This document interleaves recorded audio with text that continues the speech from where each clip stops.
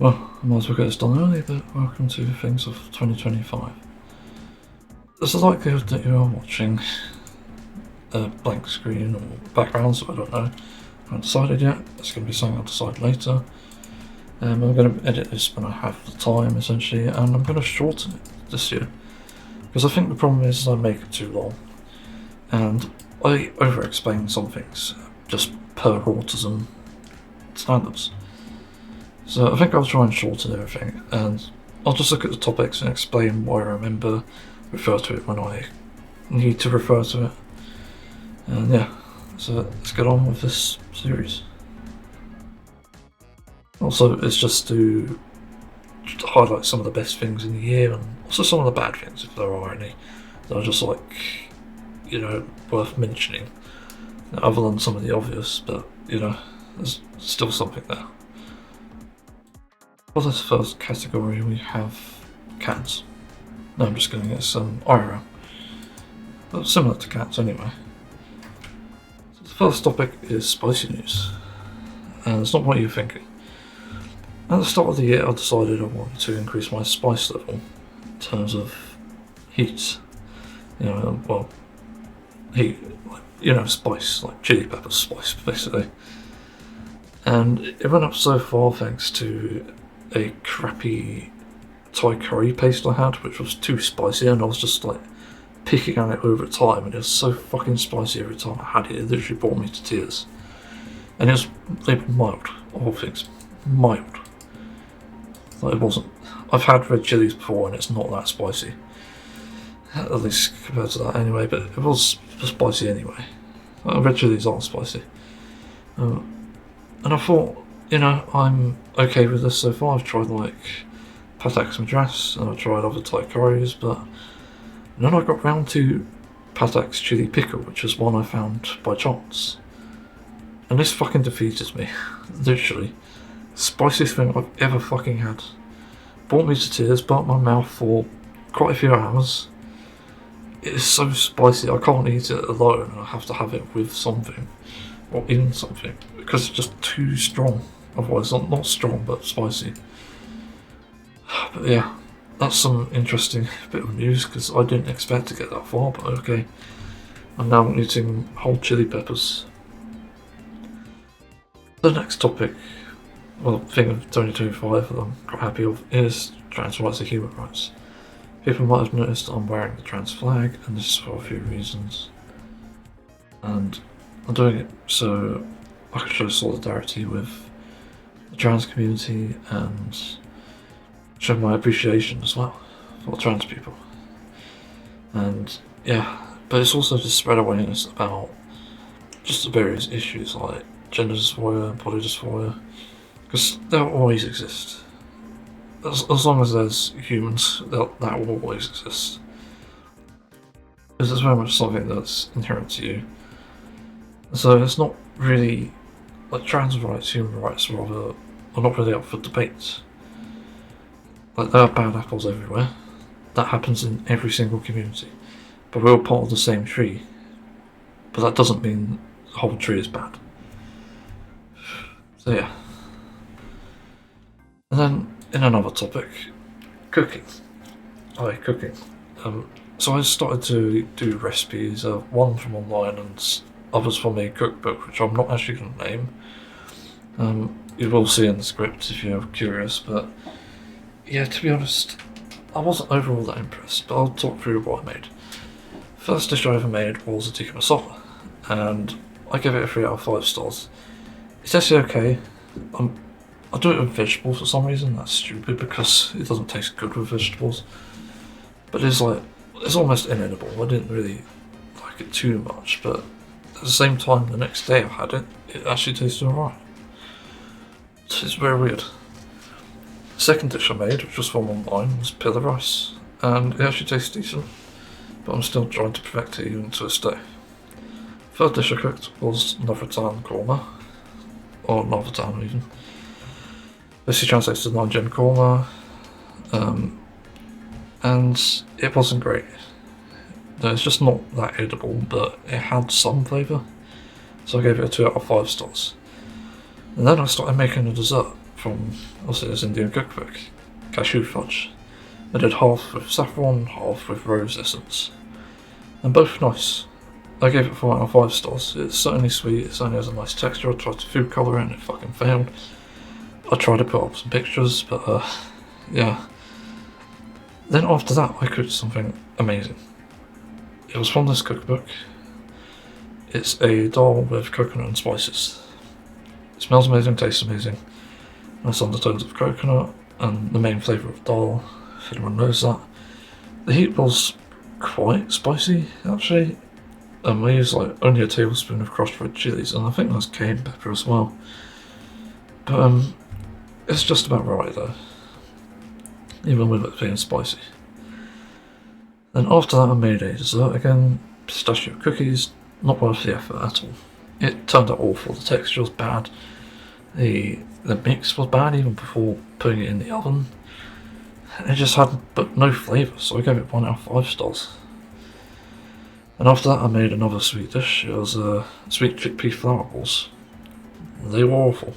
They didn't appear like the texture was right, according to the cookbook. And while my mix wasn't fully ground, it just became a sticky, tasteless mess of cardamom, sugar, raisins, cashews and chickpea flour, which I could taste through all that. So I gave it a 1 out of 5 stars. And I made another fucking sweet dish, which was fudgy coconut balls. It wasn't great, I don't think. Or was it? Actually, no, it was. Actually, yes, I remember this now. Flavour it with cardamom, but it didn't work exactly, but it still was nice. But it turned out good. I gave it a 4 out of 5 stars, and I think with other ingredients it would work just as well. Like if you had chocolate, for example, it'd be perfect. The next dish I made, which is actually a meal now, chicken-free balti. It was not good. I gave it a 1 out of 5 stars. It was pretty much inedible. I gave it away.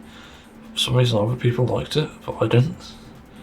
Something seemed off about the seeds I used as well, even though I couldn't find the correct seeds and this was the thing that came up. So it's like very fucking weird. It's just a complete waste of time to make that. And there was another thing that I cooked, but for some reason I didn't add it there. But there's this last thing, which is the sweet and sour. I remember now. Write it down. The sweet and sour split pea soup, which was actually really nice. I've had better dals, but it's still pretty nice. It's basically like a sweet and sour. You've got hints of sweetness, hints of savoury, and it was mainly because of like the lemon juice and stuff. I really liked it, and I'll make it again, like the other dal. But then the final thing I made this year was carrot halwa. It was not great. It was okay. Like the process of grating carrots was painful enough as it is, and it made me snap at my housemate because it's so fucking painful to do. Like I grated like what, about because there's different sizes. I'll just say roughly translates to let's say 8 average sized carrots, and that was painful. But there's so much carrot there anyway, so I essentially ended up doubling the amounts for the ingredients, I think. And also splitting it in half so I can actually do different flavours, because it suggested either cardamom or saffron. Did both, and I had it for dessert, and it was okay. You know, I won't cook it again, but for the effort as well, it's not worth it. But it definitely tasted alright. I think there are better ingredients to add to that again. I don't know why. It's a bit weird that this cookbook doesn't suggest alternatives like that.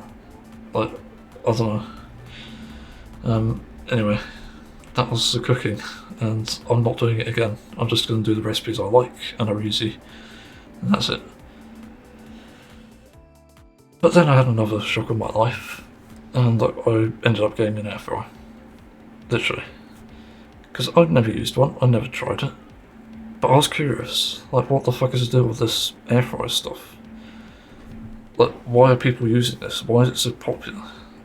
And when I had a conversation with some people I know about this, and they have an air fryer, it's like they said they can't live without it, and I actually believe that now. I got the Ninja AF300 UK. 2 trays with 1,200 watts per tray, which was very fucking hard to find the information for some reason. First thing I cooked in it was oven chips and OMV battered sausages. Chips turned out really good, nice texture, but was missing some flavour. And the sausages turned out amazing and probably the best ones I've ever had, actually. Next I tried homemade baked potatoes and some little vegan chicken drumsticks, the Valmondo brand. They turned out really well and made for one of the best meals I've had in a while. Yeah, the baked potatoes actually turned out nice because it's actually baked potatoes I had. Yeah, I properly oiled them up and stuff, and it was great. And what I tried after was homemade chips, and they didn't turn out well. I tried one with when I was drinking anyway, one with beer, and the other with paprika, and they just didn't cook evenly. It wouldn't cook properly, and they just started burning. So it's a waste of time. But that said, the biggest trade-off of having an air fryer is probably the taste, but you can probably mitigate that, and I do mitigate that with paper trays, which are relatively cheap and really easy to use even. I stopped using silicone because when you wash it up, it takes on the flavour of your washing up, and frankly I don't want washing up flavoured chips or anything like that.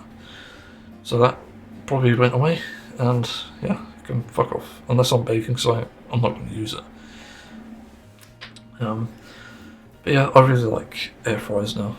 They're so useful. Like, the Ninja Air 300 has like a timer, it has a sync option, it has a match option. It doesn't have preheat, that's the only annoying thing. Like, I don't think it's possible to really preheat, and nobody gives instructions on how to do that, which is weird. So I'm not sure about that, but it works fine. I think it's really good. There's a bit of weight to it, and cleanup is very minimal if you use paper trays. Yeah, it's actually quite good. It's a bit noisy as well, that's the only other problem. It does have the annoying beeping shit, which is fucking unnecessary. Like, I get it for like, if you're in a busy house, a loud house, or with children, and you need to hear over the screaming about if your food is done. Or you should just check on it anyway. Get with your lazy Ross and do it, unfortunately. That's what I do. But yeah, it works really well. I can't go wrong with an air fryer, and I do recommend it. It's seriously that good. The next category is games. Gaymes. Gamies. Gamey. Gayu. So, there's not much that happened this year, although there is one big decision I made, because I'm so busy with other games. Well, Final Fantasy and Deep Rock, and yeah. But nothing really happened with Deep Rock. I started playing Rocksmith again, that's one of the only other mentions I can give. I reinstalled TF2 because just in case I have a bad day or sort need distractions, so I can play that and have fun. Even though it's not a very savoury game in that sense, like in terms of economy and stuff. But anyway, first thing that happened this year was a big decision of mine. I decided to quit Hoyoverse games for good. As of March 31st, 2025, I uninstalled and unfollowed all Hoyoverse related media. The series of events leading up to this was really contributing to that, like with the SAG-AFTRA. SAG-AFTRA, is that what it's called? I can't remember. But the strikes and voice actor dramas and the community toxicity, the endgame issues like HP inflation, and character power creep. And then the controversial introduction on one-click star rail of global passives, which end up affecting your entire account. It began to make me realise that actually these games are always pay to win to begin with, so yeah, and with no way to catch up, it was just predatory. You know, no matter how good a game's story is, it's still going to have bad gameplay, and it's just not worth knowing in that sense. Which is a shame, because it could very much be one of the best games of all time, but it fucks itself with the gacha element. If I removed the gacha alone, I'd be more tolerable of it, and even more tolerable of global passives. It still means it's got pay to win.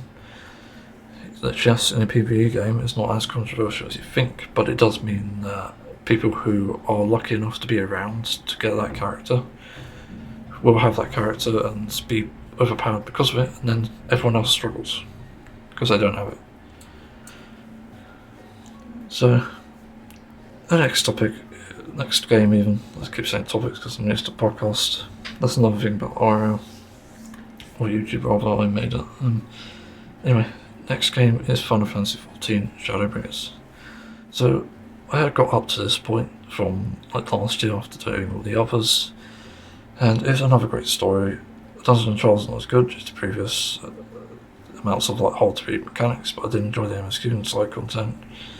I enjoyed the story, and level 80 for Summoner and Paladin felt pretty good to play.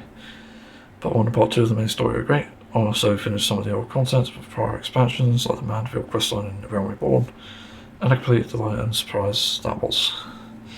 I also enjoyed Alexander and Stormblood and all praise. Stormblood the Lights Raid is incredible. But the next game here is also from Final Fantasy XIV, Endwalker. I recently finished that as well. Well, not recently, but did finish that quite a while ago actually. Part 1 and 2 of the story is amazing, definitely the peak of the MSQ so far, with not only great story but interesting gameplay and duties too.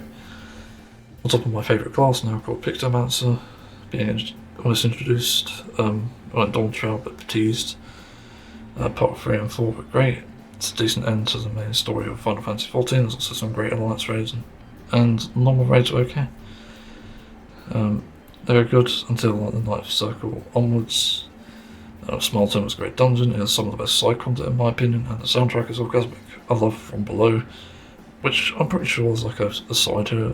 It uses a fretless bass or something, or an out-of-tune bass, but it still sounds great. It's surprising people didn't notice that detail. But then the final thing I have to mention here, because it's not really, it is about the game, but it's not about the recent expansion, which I don't like. I made a review on it, you can check that out. But I'm committed to playing it after quitting Genshin Impact and Honkai Star Rail, and I'm quite glad I did, because there's so much fun stuff here, so much content to explore. And it's a nice enough time sink that I can't really complain much about it. Yeah. So the next game on this list is Split Fiction. Admittedly I haven't played it, so this comes as an honourable mention rather.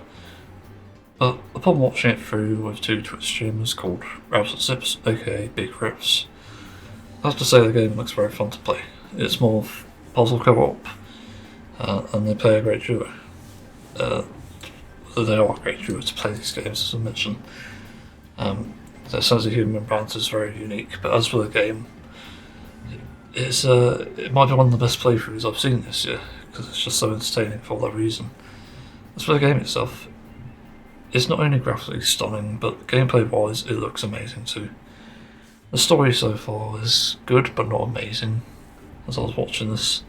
What's most important about this game to me is it is a game that isn't milking money. So it's just there, you buy it, it's all yours. No microtransactions, nothing.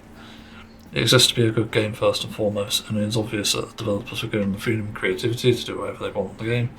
It's highly detailed, from fantasy to epic and intense sci-fi worlds. Not to mention, this isn't a live service. Those final levels were so good, I was jaw dropped the whole time. So it already had a lot going for this reason. Next honourable mention thing is Deltarune Chapter 3+4. I'd rather go by what I sort of remember. Yeah, it's a really good story. Characters obviously good. I do like the new edition characters. Definitely led to some interesting things. He has got a meme obviously as well. I've watched In This Woods playthrough, and it's very entertaining. So, yeah, as usual with Toby Fox and Deltarune, it's just good. Nothing really disappointing, and a good soundtrack too. Obviously, I did write down that my most favourite track in that, most underrated one, was Castle Funk. So the next honourable game to mention is another one I've watched, because again I don't play many games now. Over to Empress. I watched a Twitch streamer called Ralph, so this probably mentioned him earlier, and it was great. Pretty surprising with its reveals, and I'm not really an FMV person, but his story was good, dense in areas but also very touching, and for once, finally, it seemed like a Chinese game with some LGBTQ plus representation done properly. So it had that going for it. So I do like the game for that reason. And finally, final game in this list is, not surprising, Dispatch. Yes, this is fucking amazing. I'll just go off memory from this, I won't read the script.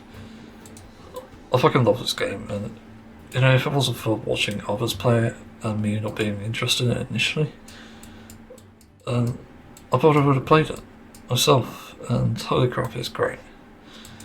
Honestly, I'm just so surprised by this because it really showed that it can be a good game, good story.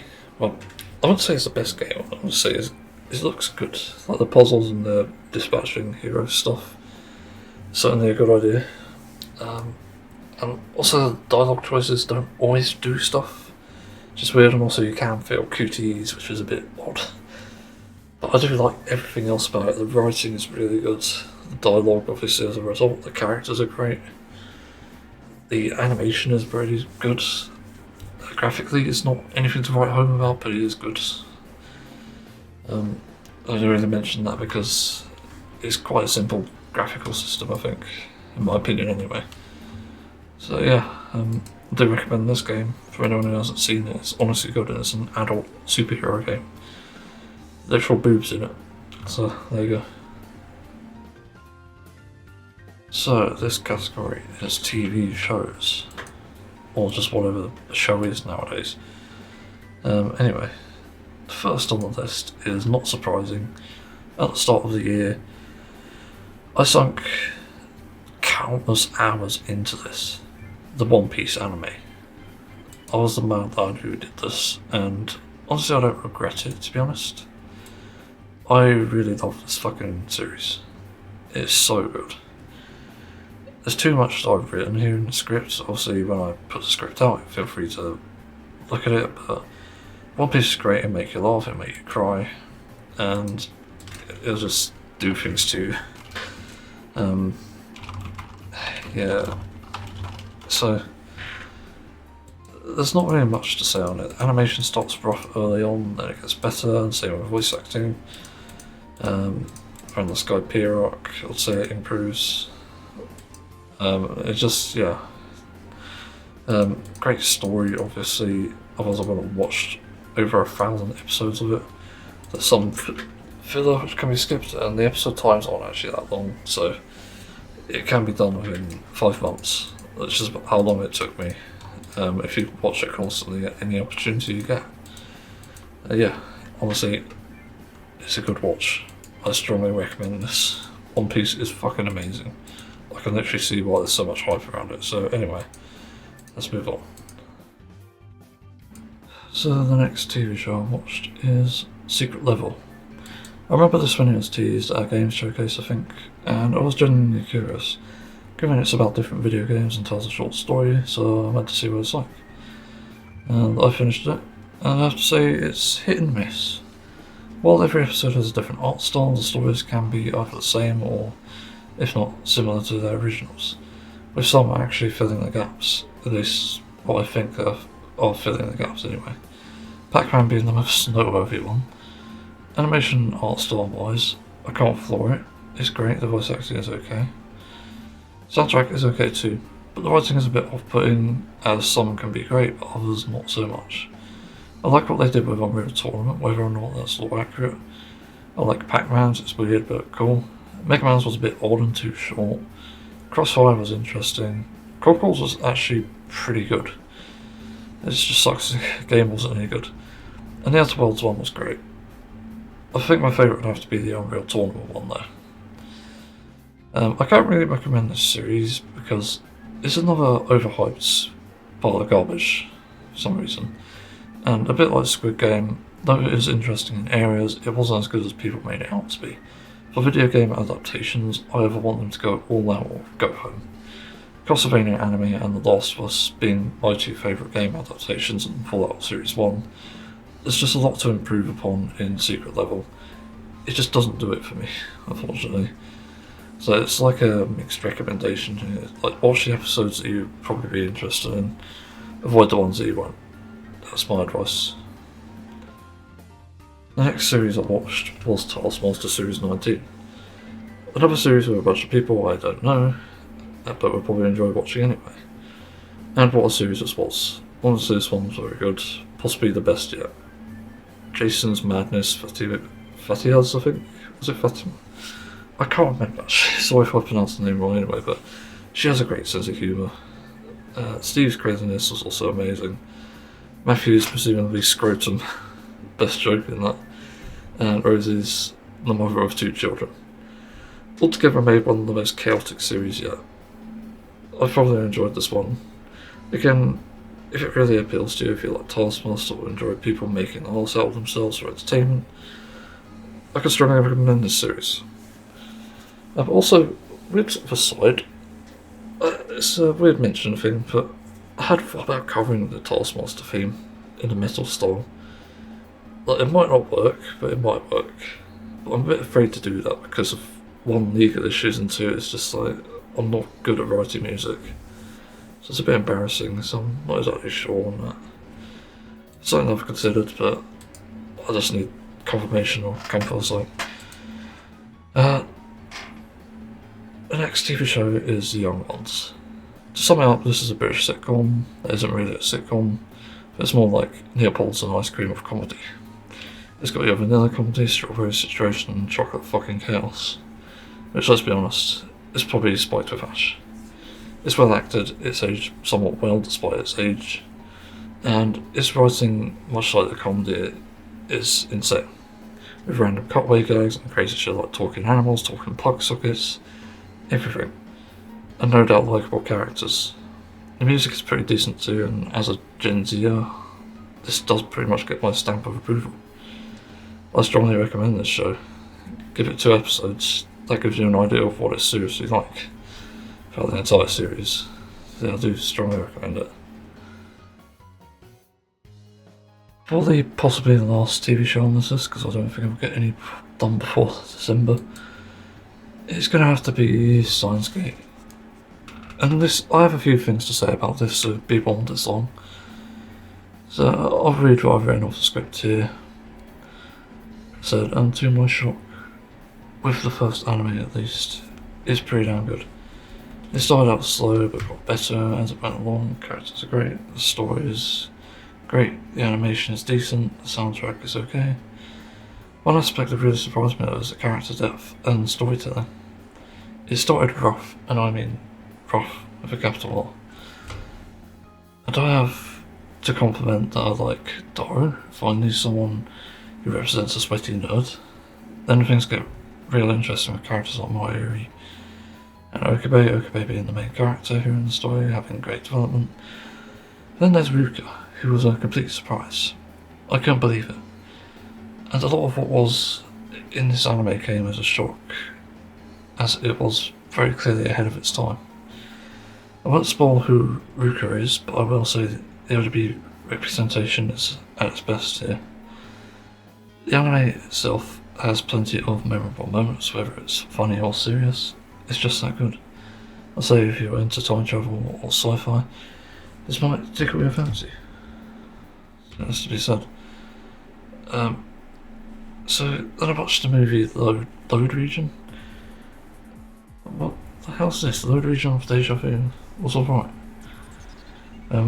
Especially a twist on the anime, but after the events that happened. It's clever in some ways, but not nearly as interesting. It plays like a drama more than anything else. Worth a watch if you like Steins Gate though. Then there was Somei Eichi, I can't even pronounce this. What the hell? I can pronounce most Japanese things, but not this. The Somei Eichi Cognitive Computing. This is basically just an irrelevant filler involving a smart Upa. Whatever that is, because we see it in the anime. I got halfway through episode 1, so I skim watch it, but it's really more the same slice of life, nothing interesting going on. Nothing even story relevant, it's just the characters, literally.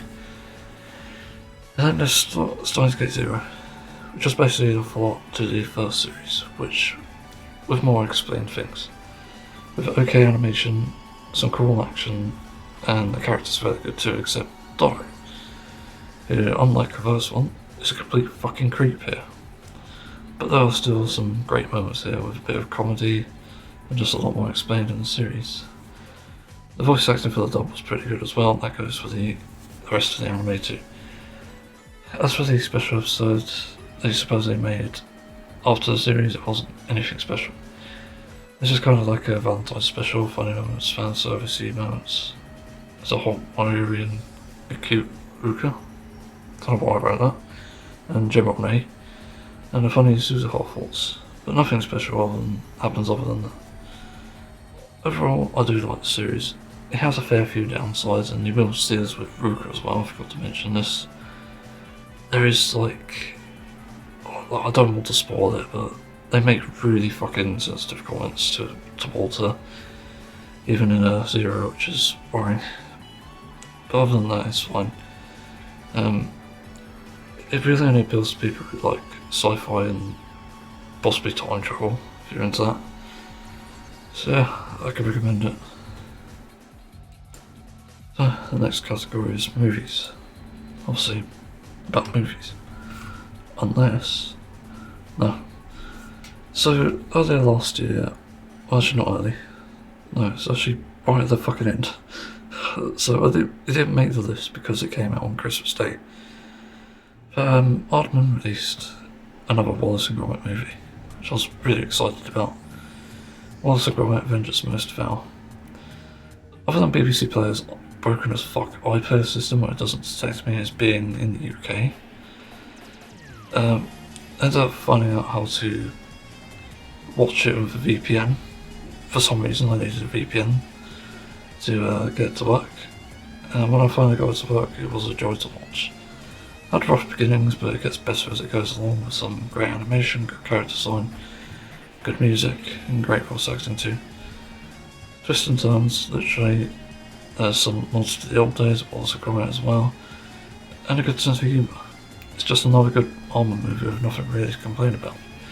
And yeah, I can recommend if you're a fan of other Wallace and Gromit or just British stuff in general. The next movie is Young Frankenstein, 1974. This is a good movie, not without its faults though. It's got good acting, great effects. I'm actually surprised how they did some of them given the time period. But not only that, it's got an interesting premise for a story on top of a really good sense of humour. It's probably a bit too horny for its own good because, yeah, this is like one of the biggest downsides. But there is a slight flaw in the story that possibly become obvious later, but nothing too detrimental.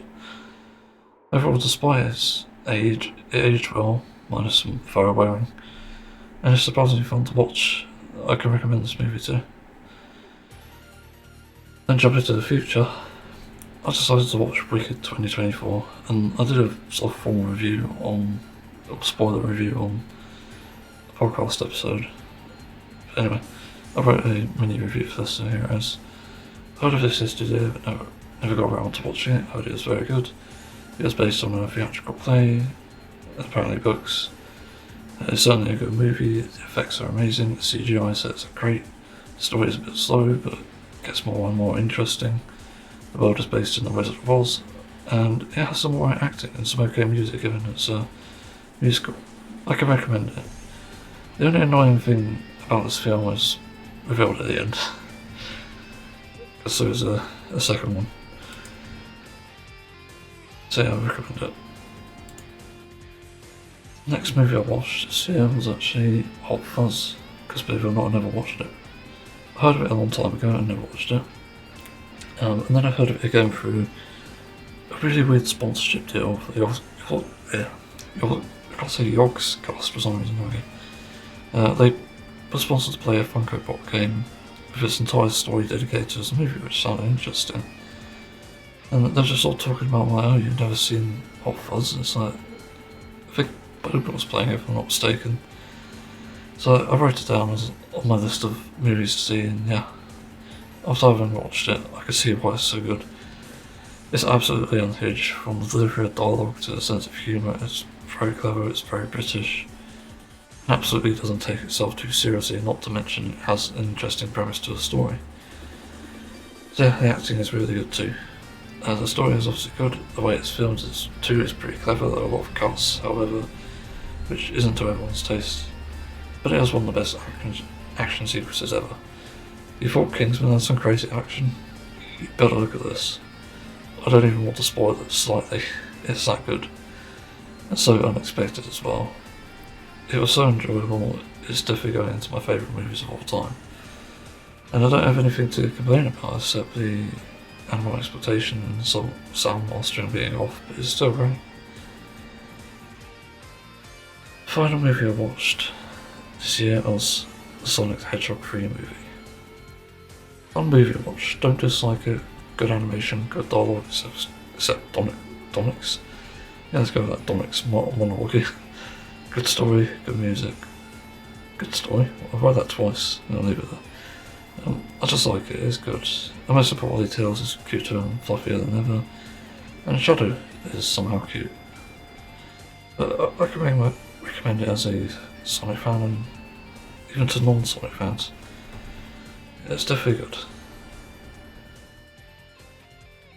Now the music category, it's probably one of my favourites, but also probably in my own head and probably to other people it's more controversial. Because I have some pretty hot takes when it comes to music, given my experience and the amount of music I listen to. And yeah, the first one definitely is slightly controversial. Korn. I listened to them for the first time, I've heard some of their other songs. But I wrote down here, Korn's tracks are good until issues. Immediately there is a sad story about these albums being drug-fueled, which you can definitely hear, but holy shit, they have some of the heaviest and darkest songs I've ever heard. Some even too dark for my taste, especially with a track like Daddy. They have a unique style with these dissonant chord styles. I have some weird writing, I didn't proofread this. It's almost chromatic, but also harmonic in a way too. It's hard to describe. Past the album issues, there isn't really anything of note I'm afraid to report. Korn 3 sounded like it's returning to their original sound, especially with the bass and drums, but not nearly enough to be recognisable. Path of Totality is creative in that it mixes metal and dubstep, something I have seen before rather. It kind of works, but isn't enough to enough of a hook for me, to be honest. Paradigm Shift is what I call bare bones metal. It's not got any hooks really, but yeah, I listen to everything to come to the dominating of essentially the style here. I get they didn't want to follow the roots of being drugged up. Only problem is they didn't try to match your old style, so no doubt a lot of listeners, myself included, I just didn't try to outdo it rather, it's probably the best term here. Yeah, we're just not feeling anything with the newer music. There's nothing that really sets it apart from other metal, to be fair. So it's only really the first few albums that you should listen to and I recommend them for. Next one I listened to, absolutely not metal, Nucleus / Ian Carr. Funky jazz with some great twists and turns. Honestly, having never really listened to a band or artist that specialises in jazz, I'm impressed. It's melodic, it's got key changes and odd chord shapes. It's some of the best jazz I've heard from a non-artist range of jazz, that is. Yes, someone who just doesn't listen to jazz, I'm talking about myself. Then I listened to Under the Sun, which is their best album. I love Theme 1, and Ali can't really up their game.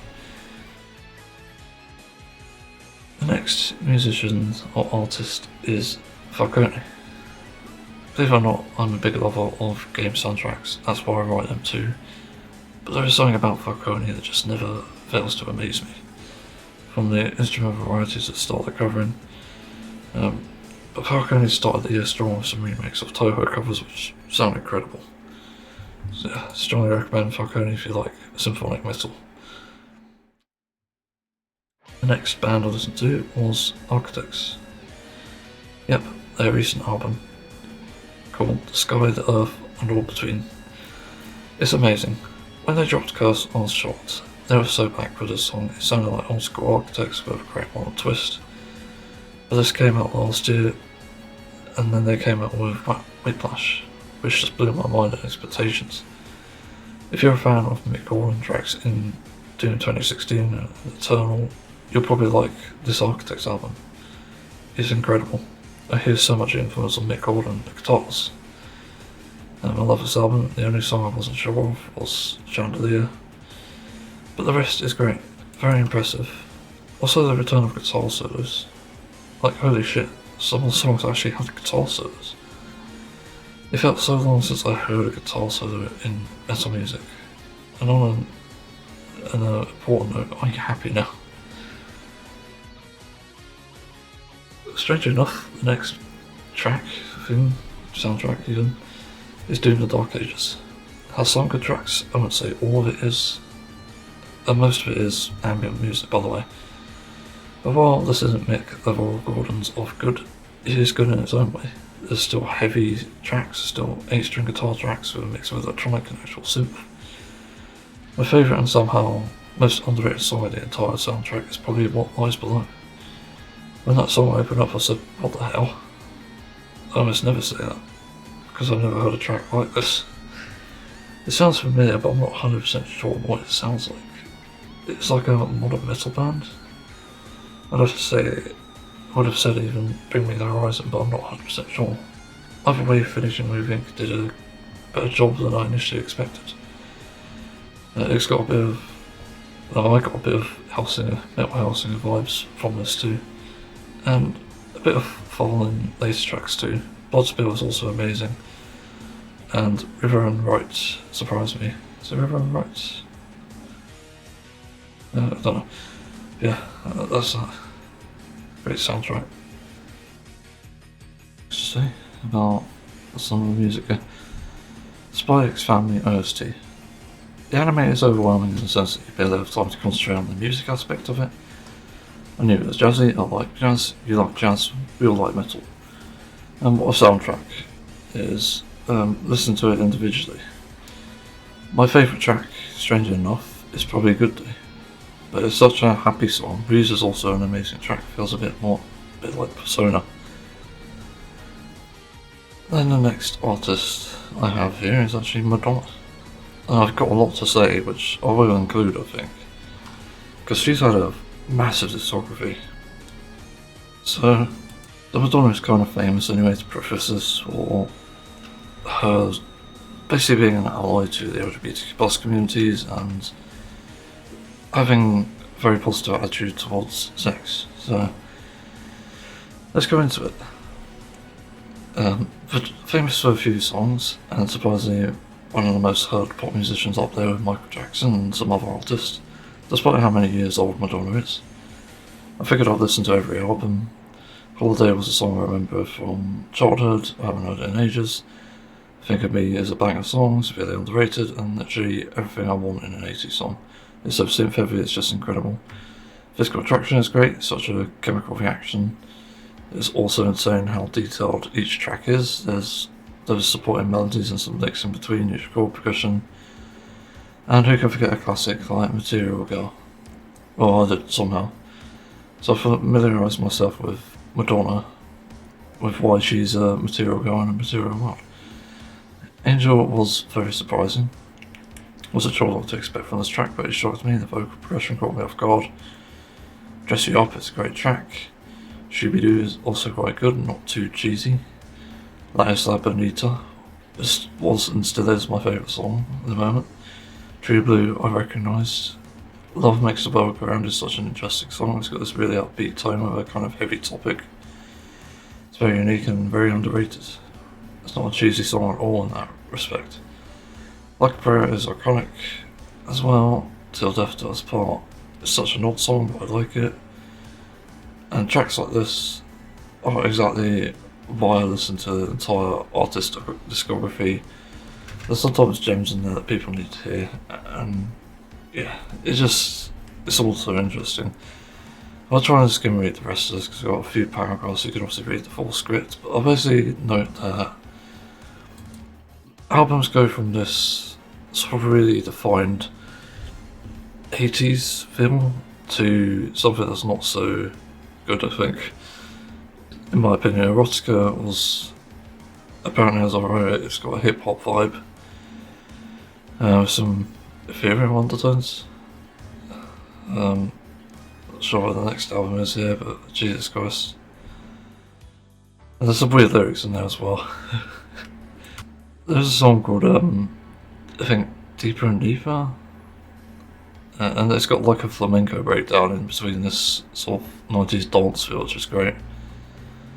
And there's this weird lyric, every girl should experience eating out. And Colonel Sanders says it best, finger licking good. Jesus Christ. Let's move on from that. So yeah,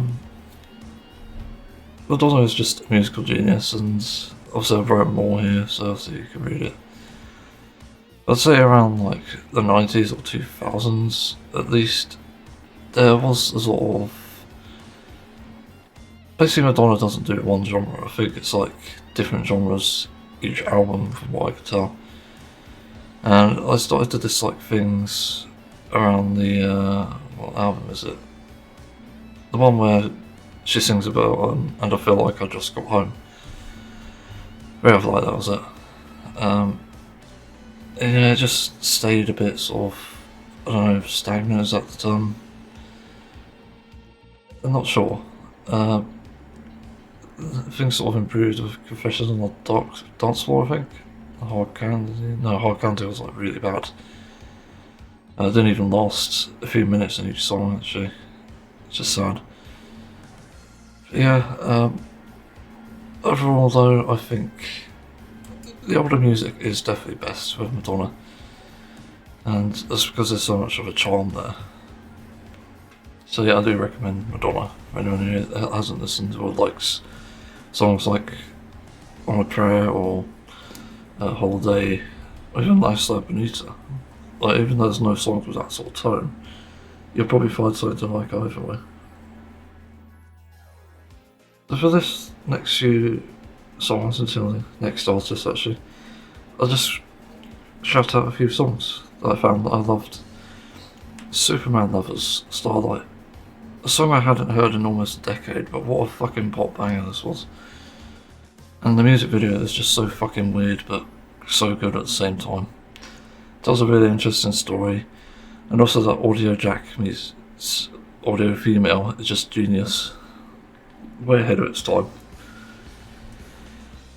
The next song is actually by Lady Gaga and Bruno Mars, Die With a Smile.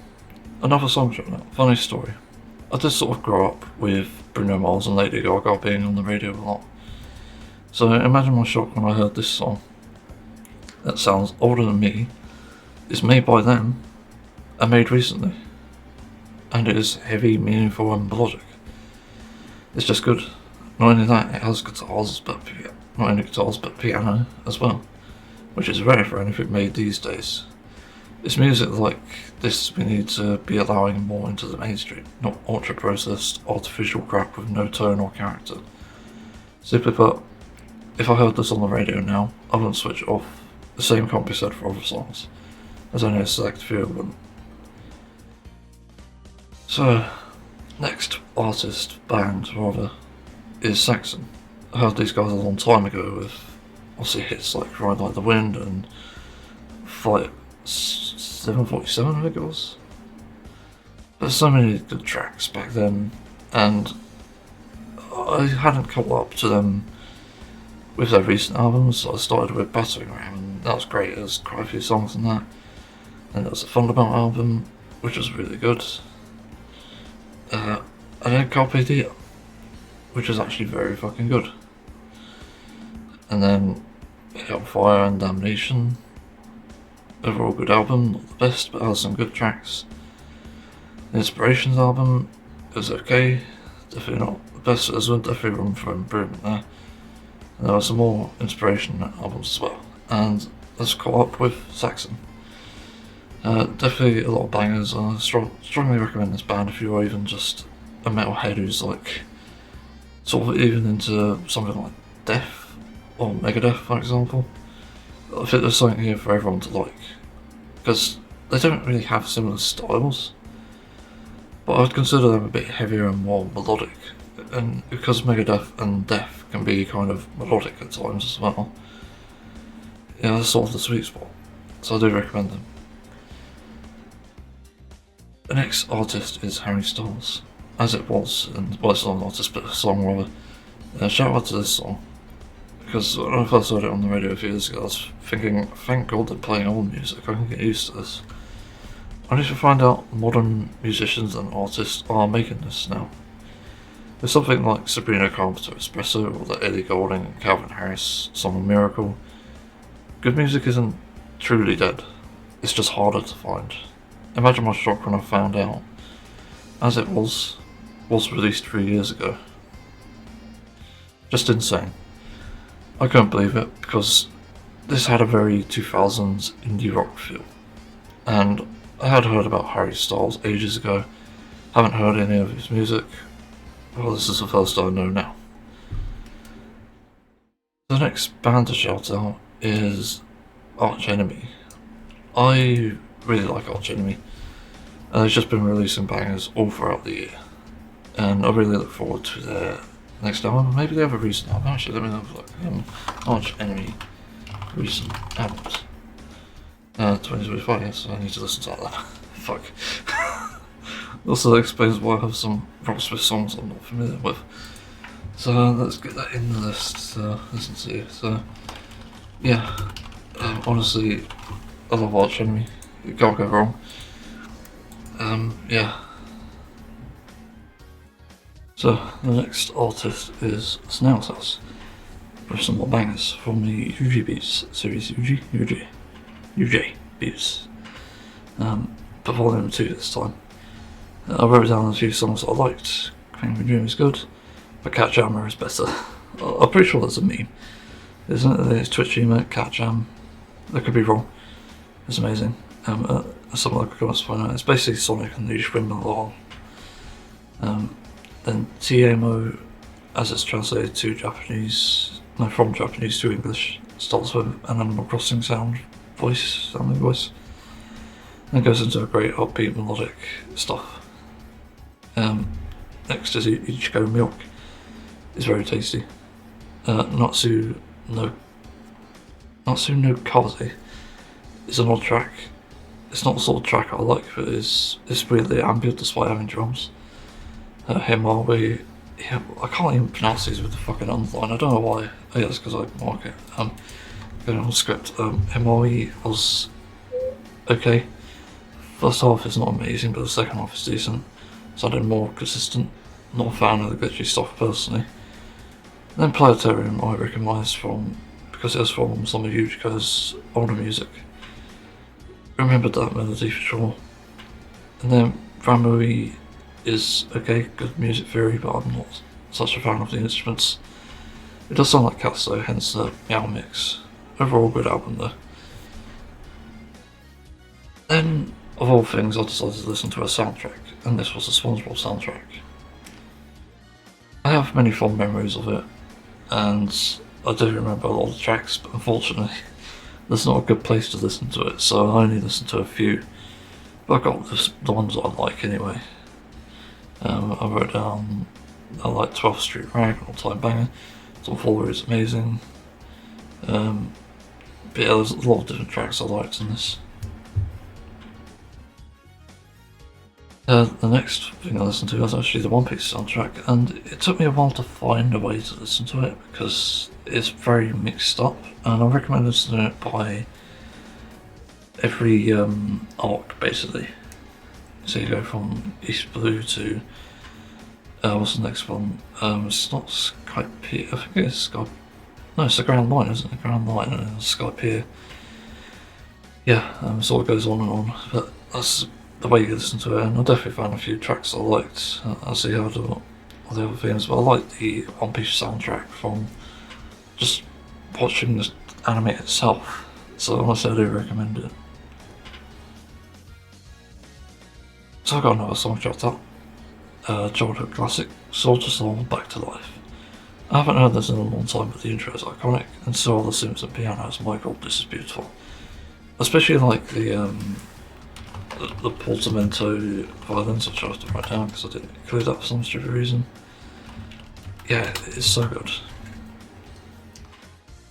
And then another song to shout out, which I somehow remember as a kid, but it wasn't released until like 2017, so I have no idea what happened there. But the Dodo band got off basically translates to elixir. I remember this as a kid somehow, even though it came out in 2017, it was played on the radio, I'm sure, and maybe even on TV, but man, what a banger. Great instrumental, vocal melody, but like everyone else, I both get a sense of comfort and unease from this track. It's hard to really pinpoint why that is. I saw mention that this was written in F sharp minor, which is a darker sounding chord progression, I think, so that's maybe why. But I can also tell the bass is a bit out of tune by about 10 Hz, which maybe adds to it. Makes it a little microtonal. The next song shout out is Bill Beef DeVoe, The Best Things in Life Are Free, Classic 7 Wow Rap. Another classic from childhood. This is just such an upbeat track with a great meaning. And the next track is actually not a familiar one, but it's a new one I really like. Martin Landstrom, Moonlight Night. It's a familiar sounding track, but it just sounds so fucking good, and it was released in 2016. It's like I think it's like a happy symphonic, I don't know why I didn't add that. Yeah. And then I decided to listen to another artist, and this one was Guthrie Coven. Unfortunately, I only managed to listen to Erotic Cakes, but I wasn't too keen on the other stuff, to be honest, and it's hard to find his music for some reason. But I just really like what was on Erotic Cakes. It started, obviously the song name, album name, song starts okay. It's definitely got some great solos. Wonderful Slippery Thing is great. No is pretty good. And Fives is the one where I found this amazing album. Uncle Skunk is pretty damn good. 7 is good. Eric is good. Slidey Boy is good. Hangover is good. And overall it's just a really good album. Then it's time to catch up with some other bands who released albums lately. How the Sun, Cut, Turn, Fade, Back. I think this is interesting. So I wrote down the songs that I liked because this album was amazing. I also talked about it in the podcast as well, so if you want to listen to that, feel free. But Drawing Class I liked, thought it was alright. There's No Place in Heaven for Fakes, it's decent. Insensitive Tempo is quite real and scary. Blight is so fucking good, dark, creepy metal, jazz, simulation, etc. Best track so far. Consumed With You is alright, like a dark pop song with a tasty guitar solo. And there's I Could Tell by the Scars, which is okay. I really like the bridge and solo of that. And there's Building Code, which is crazy. Feels really heavy, and the intro is great. Relapse as a Love Affair is so fucking heavy. I do like the sliding guitar riffs. Right, That's Destiny. It's not the best song on the album to me, as I was writing this and updating it.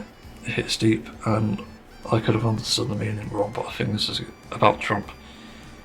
And the guitar riffs are just tasty. But then there's the last song, which is probably the best one. Honestly, I think probably best held the song, full stop. War Crimes. It's fucking amazing. It's hard to say what it's about specifically, but it just works either which way. Like, it's talking about either ICE, Israel, or Russia, speaking the political sense here. But it's just got such good lyrics and instrumentals. It's so heavy. So the next band I caught up on is Dream Theater, and their album I didn't write the name of, or was it? I think it's Parasomnia, so yeah, I'll write it down. The album's on Morpheus is alright, some interesting parts. I like the horror guitar bit.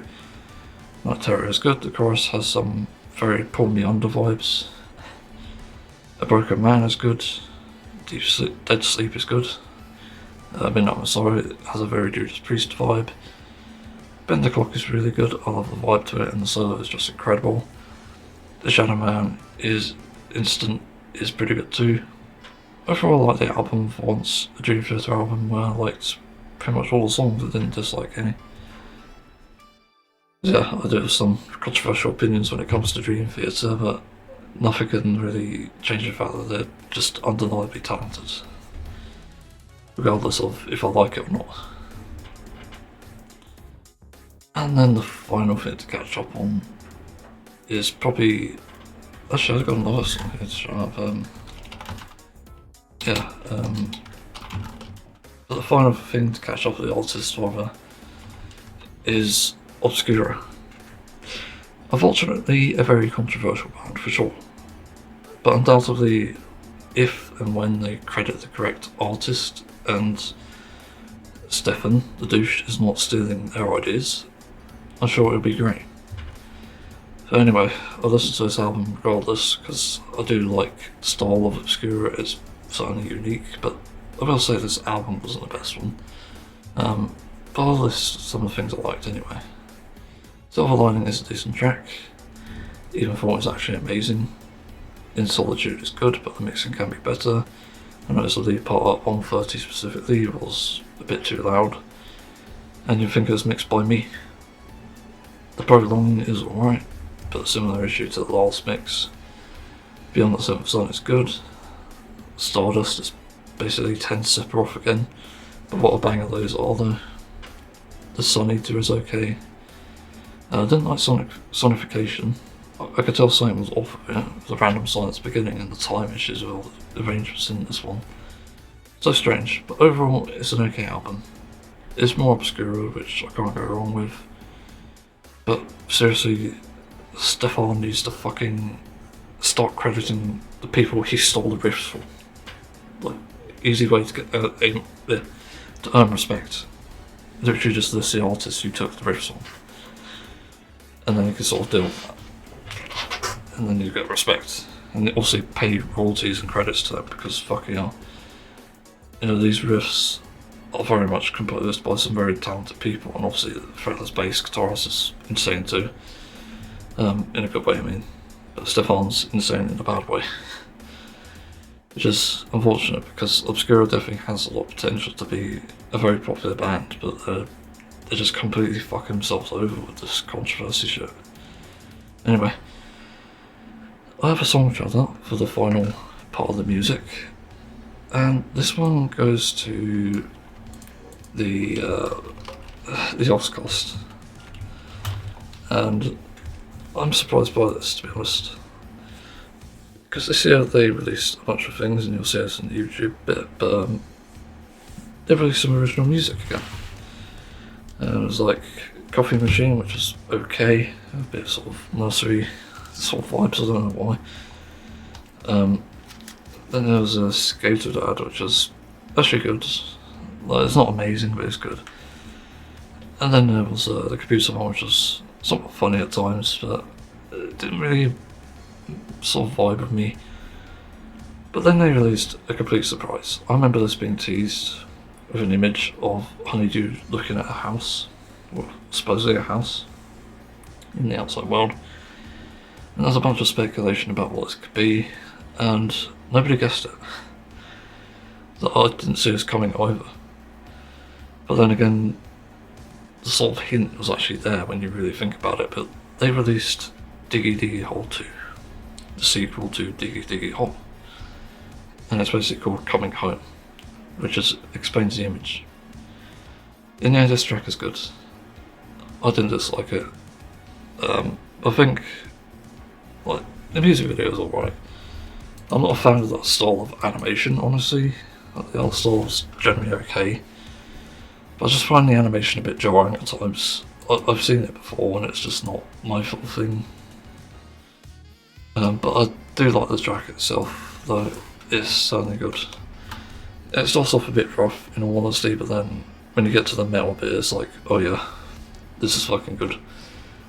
Very metalcore sounding. And yeah, it's just more vibes. Almost reached 1 million views already. It's crazy, I was gonna check it out again. Yeah, also it's good that Sparkles is back and making some music. See, I do like Sparks' music, even the lo-fi stuff is somewhat decent. Yeah, so anyway, let's move on to the next sort of category here. Right, so there's a section I'm stopping on to the end of this, which is about my own music, and it's kind of weird that I didn't do this before. And to be honest, I think there's good things to say about my own music and a lot of bad things, really. And listen to it back, I've definitely made some better changes over the years towards it. So looking at, I started originals, for example, and I think the only one I really like is Where Morality Goes to Die. It's called that. I got chills when I found that chord progression. The music video I made was pretty good, and the solo is just incredible. And the other thing is I was playing an actual guitar with that. Like, yeah, it's very rookie playing, but I think I got the vibe off nearly perfectly. And although the vocal stuff is like very off-putting and could do better with better composition, there's still a lot to improve, but I think it started strong. As for my metal covers though, I do have some that I really liked and could shout out at the same time this year. Because I really improved my tone and mixing over time. So let's start with one that's not so much. Sonic R, Living in the City, metal cover. And I did 2 vocal versions for this and also the instrumentals if they are vocals. Quite happy with this cover, it just gave off a sort of vibe to me. It's a cover I've been meaning to make for a while, but as it takes like anywhere from 2 to 3 weeks to finish these with an hour per day spent on them, it doesn't always get released quickly, so yeah, I just really like this cover. And then the next one is Mega Man 8 Aquaman metal cover. I really liked this track because it gives off such vibes, and in my version I do like how I made it work in a metal way, and then the breakdown being Ocean Man by Ween is a stroke of genius in my opinion. The next thing I made that I liked was Fate Stay Night 2006 Gunyu Shisu. It's a metal cover, obviously.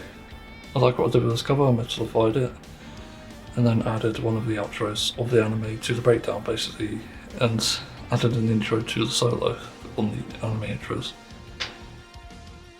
Next one I covered was One Piece We Are, and as a big fan of the anime, I just really wanted to make this. And while the vocal mixing in my version is pretty rough, I think the rest of the track is somewhat decent. And then the cover I made later that I liked, Sonic R, Can You Feel the Sunshine metal cover. The only thing I could say is, can you feel it now, Mr. Krause? By far the best cover of this year was Delta from Chapter 3+4, From Now On, Battle 2 metal cover. It's so fucking good I can listen to it on repeat. Best mixing, best composition, probably one of the best solos, and I supported it with some great artwork by Marcel Muski on Blue Sky. After that I did Delta from Chapter 3+4, Third Sanctuary. But it's not nearly as good as this one, really. From Now On is probably better. Then the thing I covered after that I liked was Final Fantasy XIV Ride the Griffin. I was quite happy with how it turned out. It's like a very metal funk track. It turned out pretty good. Then finally I did a cover, well not finally, but a cover I did that I liked. Culture Beat Mr. Vane.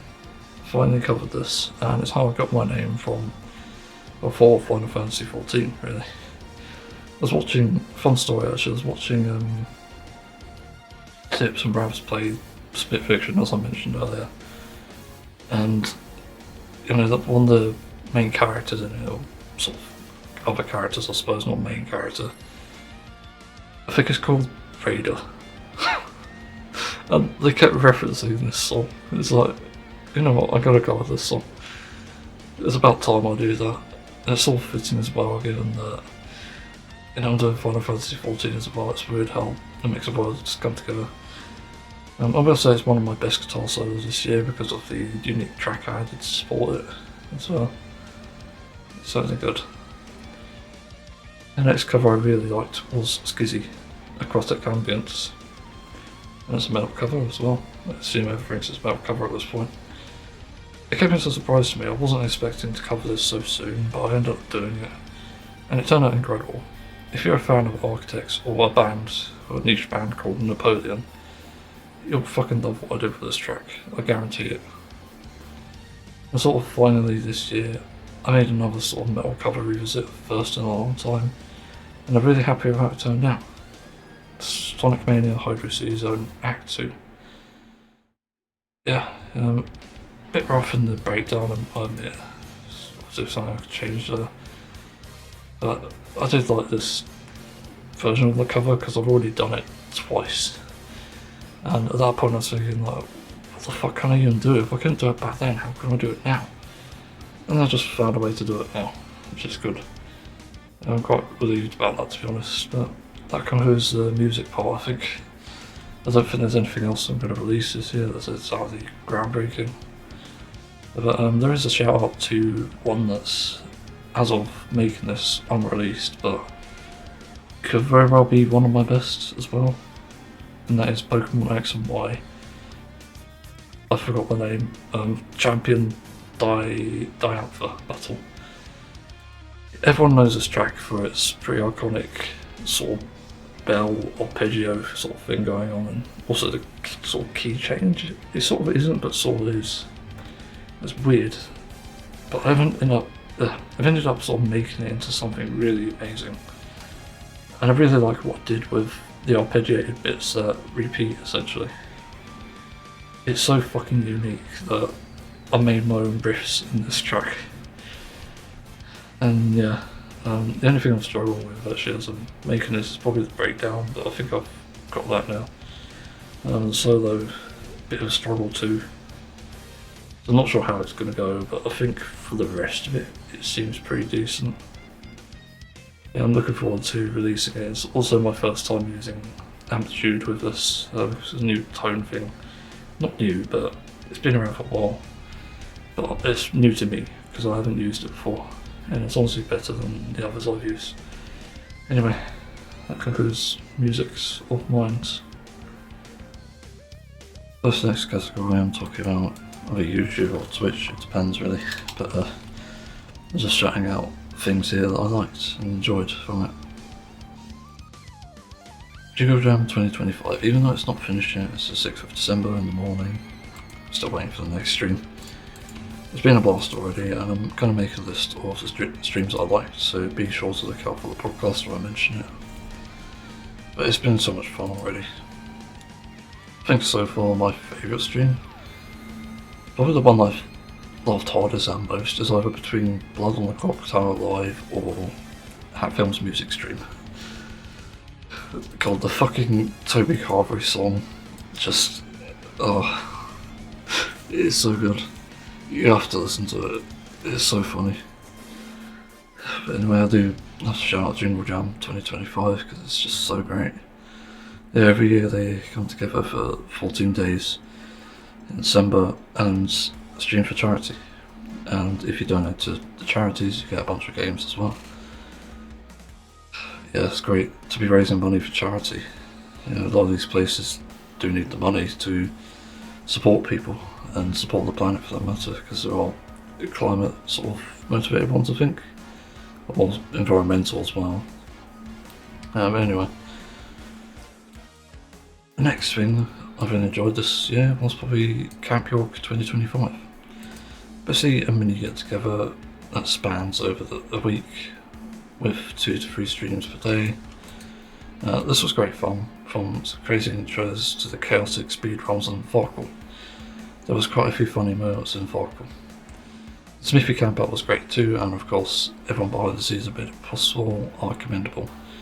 And the closing ceremony was insane.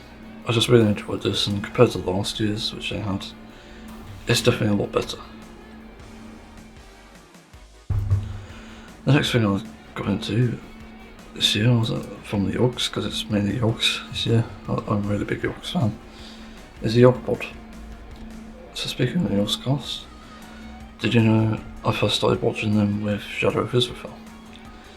I expected you didn't know that, as a long time fan of that time. I didn't ever listen to the podcast. I was young and dumb, so I had no attention span for it. But with developing ulcerative colitis a few years ago as an adult, I ended up having too much time on the toilet that could be spent doing something productive. And I only, up until recently, decided to put my phone on, watch or listen to something. I chose a few things. I I watch random YouTube videos on my watch later, but I also watch the Yoskos. I watched Yoskos review and play Metaphor Fantasio, which seems like a decent game. But after that, I watched some speedruns when the game's done quick. Some of this says GDC, GDQ. After that, though, I started listening to the Pod, and holy crap, this podcast is actually great. It's Lewis and Simon having a conversation about different things, and it's entertaining as hell. This is a podcast that spawned famous memes like Tina Barrett, Dave Yorknaut, and the whole Yorknaut versus Yorknauts thing. And one with the GH and the other without. To prove that I'm a real listener, this is Michael McDonald, and I'm listening to the Pod all day. Niche reference, but trust me, that was one of the hardest I laughed at the Pod. And as for how well it's aged, given it started from 2009 and supposedly ended in 2016, well, I suppose that aged well, but also some that haven't. Dropping hard R's and F's, but in general, this is very minor as Simon's actual beliefs do not align with that of bigotry. But yeah, if you like D&D chat, game chat, and some pop culture and British gibberish, you'll probably enjoy it. And Simon's impressions are incredible. I think if you like the Shadow of Isabel's voice acting, you'll love the Pod. I can guarantee that. I can't believe they had so many celebrity guests.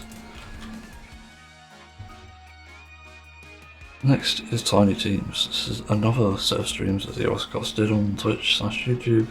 And yeah, so adding to the Oscars greatest hits this year, there's also Tiny Teams, where they highlight games from smaller developer teams to show you that indie games are alive and well, and hopefully you'll find something that takes your interest. I know some games have for me. It's worth seeing these streams. They're also entertaining and unhinged at the same time. Okay, so for the next one, excuse me if I sound different because I've had a feeling recently in my teeth. It's impacting how I speak as well, weirdly enough. I didn't expect it to, but there we go. But the next sort of thing to highlight, I think, is this a YouTube section? I can't remember. Fuck. Yeah, YouTube/Twitch. Bradley Hall Guitar Shorts. Basically, what we were thinking about rock and metal music. And just putting a unique sort of spin on it, and some of the already great instrumental creators online. I don't know what I wrote here. The reactions tend to be funny, but sometimes there's absolutely crazy shorts that mimic or mock artists in their style. It's just pure genius.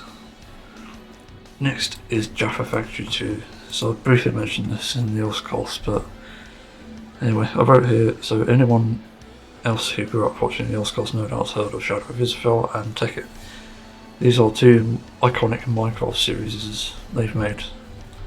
The appeal of Shadow of Isabel was the story, and the appeal of Tekkit was the chaotic nature of everyone having their own place on the server and grouping up to try and make a Jaffa Cake factory. Sips of a dirt factory, Nausea with some sort of swimming pool, person thingy, and Duncan being a wizard, then Vivian and Zoe having the Black Rock series. Well, you won't believe it if I said there was a second series, exclusively on Duncan's channel. Whilst I haven't watched the members version, I could attest to these being of high quality as well as entertaining, and just as chaotic, especially given recent events around the world. It's entertaining for sure, worth a mention. Not necessarily reliving the classic days, but it's somewhat close, and also have to mention you've only got like 4 people with some guests, and that's it. So it's not exactly like Tekkit, but it's a bit better in that sense. And also you can see how much the Yogs have evolved. That's kind of the funny thing I just realised. But not surprisingly, after this came Yog Labs 2. Another unexpected surprise, another bunch of cool mod showcases, some new songs that come with it, and a fun story. This next one I have to highlight, it's really more like a select few shorts that I've seen, but 98Joe09, J-O-H, I mean, Joe. First guitarist has insane talent. Does shorts on different art styles of guitarists and types of guitar players, and they are insane. Regardless of whether it's one take or fake, the talent needed to write these is purely insane. So next we got a section where I call this Other, and it's just like across the web. I'm sort of piling in here with YouTube such as Twitch because some of it is related. And these are just things that I'm going to mention, even if they're like small things rather than channels or people. So, a video I really liked this year was Ghost Ship Games' new Deep Rock Galactic merch this year. You've probably never seen an ad like this, and the energy in this ad is just insane. A lot of references, a lot of energy, very rock and stuff. Next is Games Done Quick. I'm a big watcher of live streams, reason being is it's nice to have some background noise and watch people you like.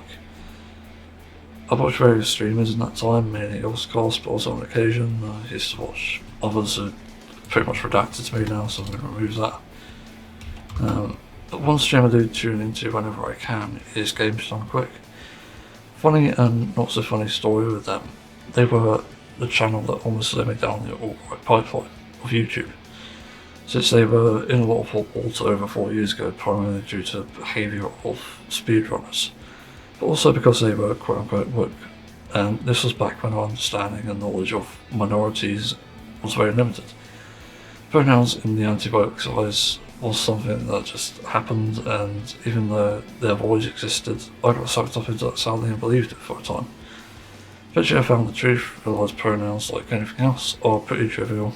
They're so easy to understand, and on top of that, the entire woke thing is literally just a buzzword used by bigots.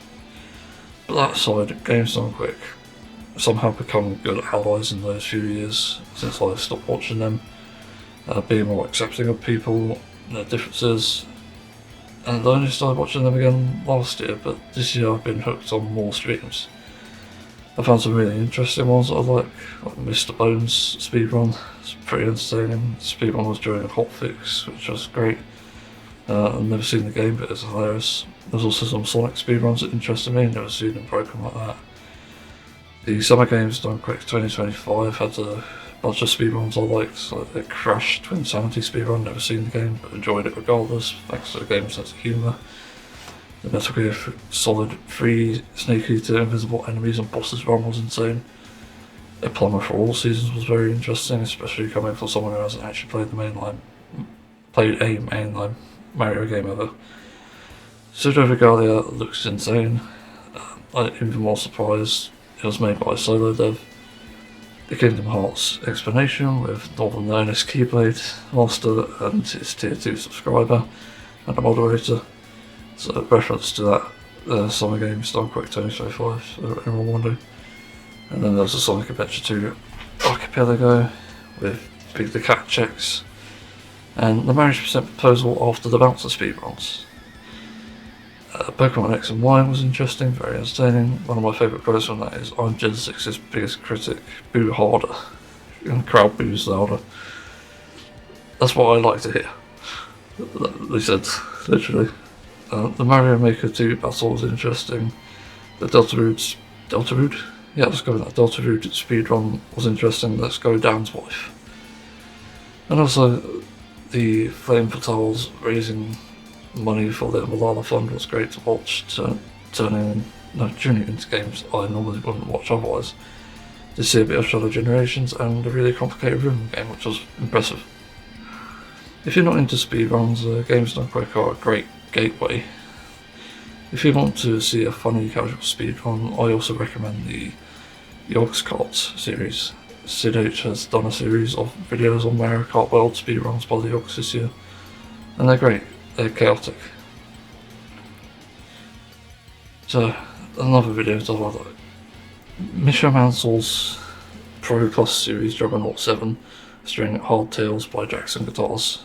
If you don't know, Misha Mansour, I don't know how you say the last name, is the guitarist everyman for free. I was trying to make it funny. And then 4x3 aspect ratio adds and sound quality of CRT definitely seemed like a lost art, but it was brought back and it's pretty damn unhinged in this ad. Single mums love it. Next thing to shout out is the Convergence Game Showcase 2025. This came out of nowhere. I first heard of it on Pedguin's stream, talking about this on stream, and I was curious. And then I found out multiple streamers were covering it as an ad. So I looked into it, and it turns out to be an interactive indie game showcase, which is just genius. Like, this is better than Games Fest and shit. And it's hosted by a few familiar folks, like the orgs were playing these games and interacting on stream. But this is the important point, they're getting people involved. And along with some other streamers. This is hands down the best game showcase of the year. Where others highlight larger developers, often with bigger scopes, this one highlights hidden gems and trailers for upcoming games. On top of the twist of having players try these games. This made it be the best showcase this year. And finally, to end off the year with probably one of my favourite moments of the year, which was kind of entertaining. And I don't expect anyone to watch this, to be fair. I don't even know if it's a highlights video, but I did enjoy watching a Twitch streamer called Penguin, who had a subathon this year in September 2025. And they started a subathon which, alongside September on Twitch, dead platform, but somehow Penguin managed to stream for over, I think, 40 days, is it? I'm pretty sure I wrote it down wrong. But it's a long time he fucking streamed for. That's kind of crazy. I've been tuning in every now and then to see the progress as well as the memes. Tundra has some funny interactions, with Lizard being the biggest meme, but there are some other gems too, like Yoda Scream, and one of my favourites, messing up with the wrestler's voice, Macho Man Randy Savage. Pretty funny. And there's also some funny moments, like the sexy meow talk. That was way too fucking funny. Full of great moments. I sure hope one of the York's fan channels have made a compilation. Yeah, it was pretty damn fun.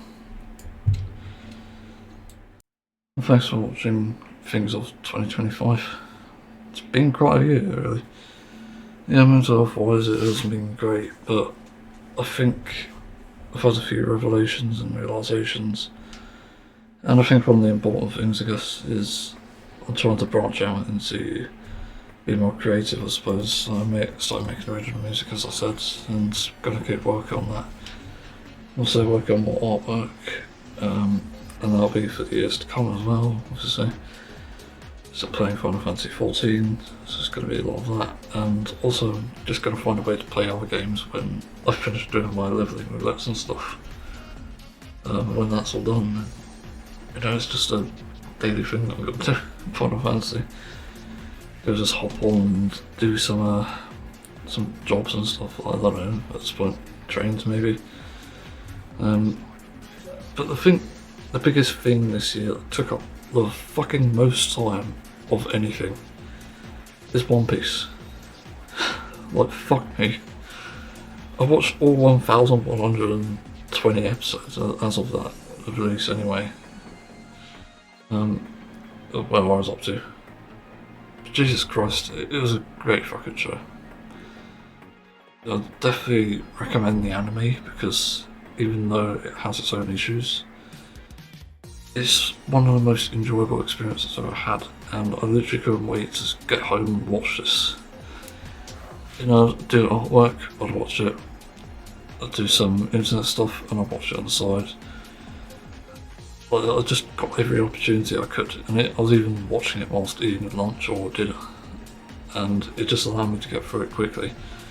But I managed it in about, I started it in late December and finished it in May at some point. I think it was mid-May. Yeah, like, what a fucking journey that was. It's like, fucking hell. Also, that might be a new world record, I could be mistaken. To watch that many episodes, I did skip the fillers, not fillers, the crossovers, not fillers. I'm not sure if I mentioned that, but yeah, I just didn't really like them. It didn't feel One Piecey to me. Felt pissy, rather. Anyway, that's things of 2025, and thanks for listening, watching, whatever. I'm not really sure what I'm going to do for editing this. Not really sure what I'm going to eat.